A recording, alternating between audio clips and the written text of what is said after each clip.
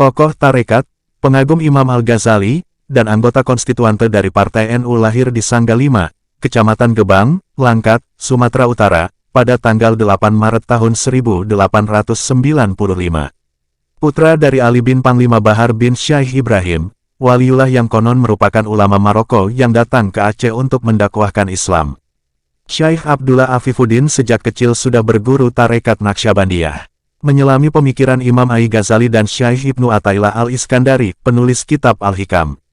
Menjadi santri di Madrasah Maslurah dan Madrasah Aziziyah, Tanjung Pura, Langkat. Di antara gurunya yang terkenal di sana adalah Syekh Muhammad Ziyadah dan Syekh Muhammad Nur Minangkabau.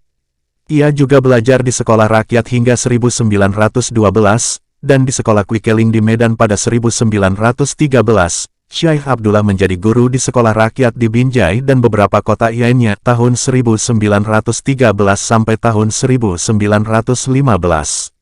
Menjadi pengajar di Madrasah Maslurah dan Madrasah Aziziyah, Langkat tahun 1915 sampai tahun 1923.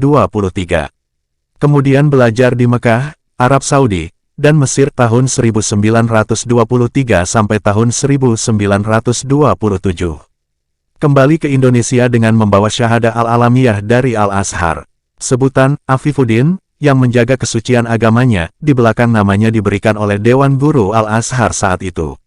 Ia diangkat oleh Kerajaan Langkat menjadi Direktur Madrasah Aziziyah, tahun 1927 sampai tahun 1946.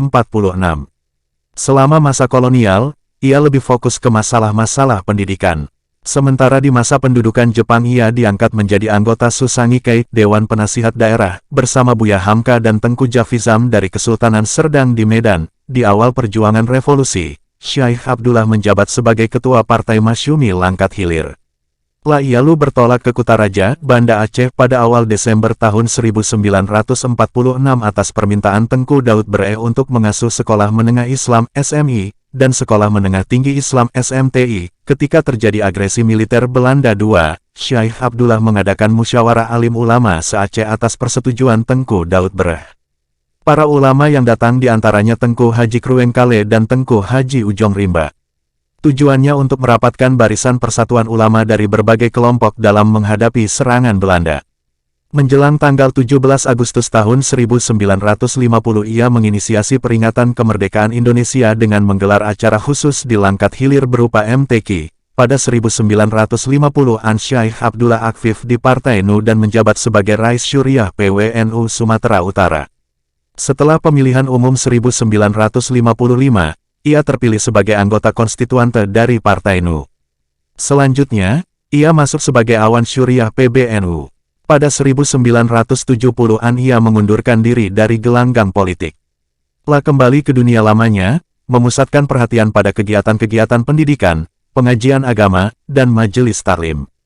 Telah antara lain mengisi kegiatan pengajian di Masjid Raya Binjai dan Medan.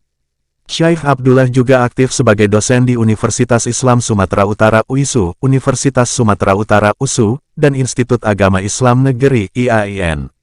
Telah mengajar ilmu fikih, kalam, dan tasawuf, terutama karya-karya Imam Al-Ghazali, Kitab Al-Hikam, dan Kitab Ad-Dur An-Nafis karya Syekh Muhammad Nafis Al-Banjari. Telah menekankan pentingnya relasi syariat dan tasawuf. Telah juga mengajarkan tarekat Naqsyabandiyah. Syekh Haji Abdullah Afifuddin wafat pada tanggal 12 Desember tahun 1973, telah dimakamkan di Langkat Hilir, Sumatera Utara.